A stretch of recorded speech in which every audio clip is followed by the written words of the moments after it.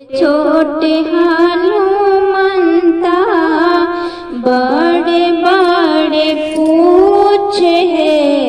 छोटे छोटे हनुमंता बड़े बड़े पूछ है।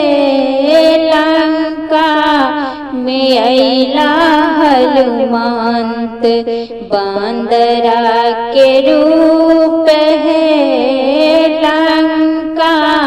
में अइला हनुमंत बंदरा के रूप है। के ये तोहर माता हनुमंत के ये तोहर पिता हो। के ये तोहर नामा धैलन हनुमंत वीर हो।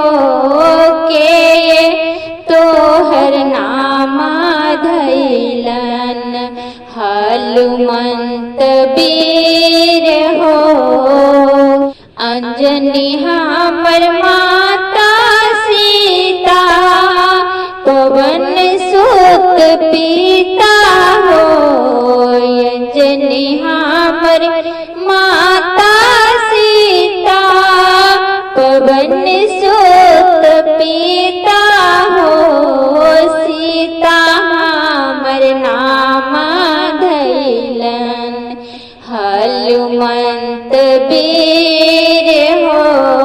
सीता हमर नामा धैलन हनुमंत वीर हो।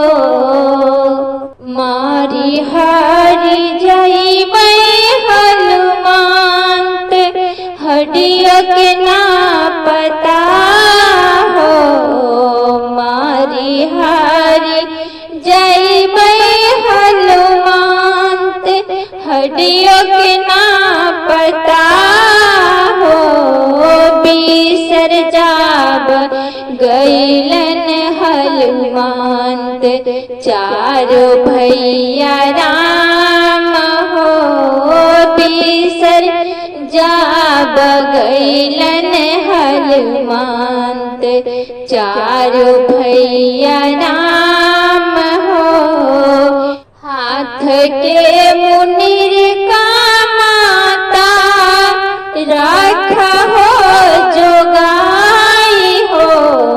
हाथ के मुनिर का माता रखा हो जोगाई हो। सैनवा सजा के अइतन चारों भैया राम हो। सैनवा सजा के अइतन चारों भैया राम हो।